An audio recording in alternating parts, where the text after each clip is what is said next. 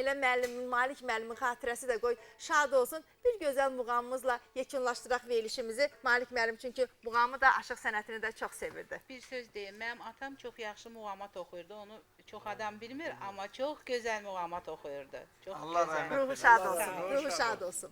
Buyurun.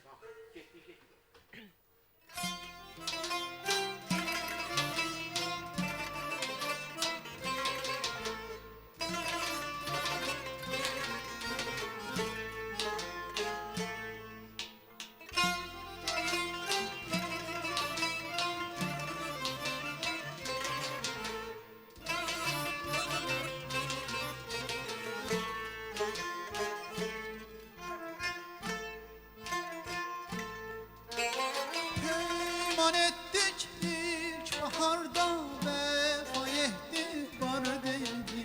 Şahit olsun boy bu eşke hiç bahar değil.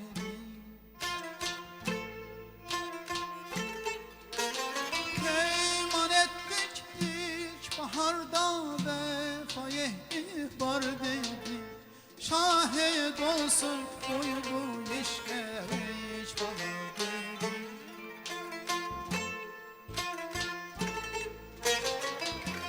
Ben sadüz ilgarhanı, ben sadüz ilgarhanı, unuttuk bu peymanı.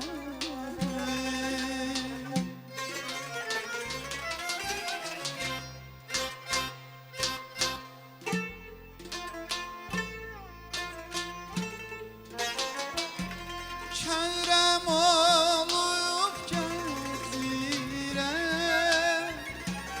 kerem olup gezdirem, hasretinden her yanım, hasretinden her yanım, gelmeyim,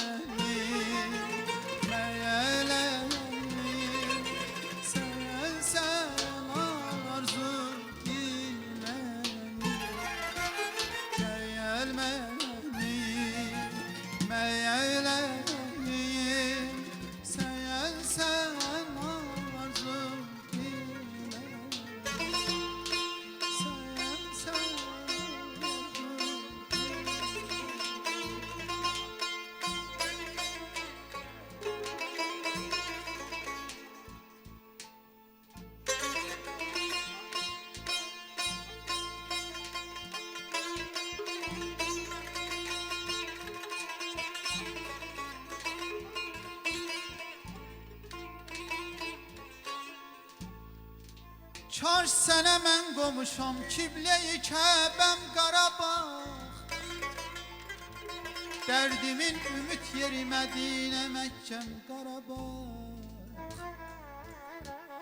Sən muğam oylağısan, Cabbarımın zil səsindən, Seygahım rast muğamın sazımda dilbəm Qarabağ.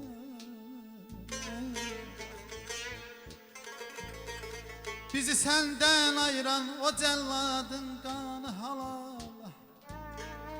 Tutacağım eteğinden laf elə ölsəm Qarabağ. Qabili dəfn eləyin üz vətən torpağına, qəbrimi dəyişməyin, qoy olsun qibləm Qarabağ.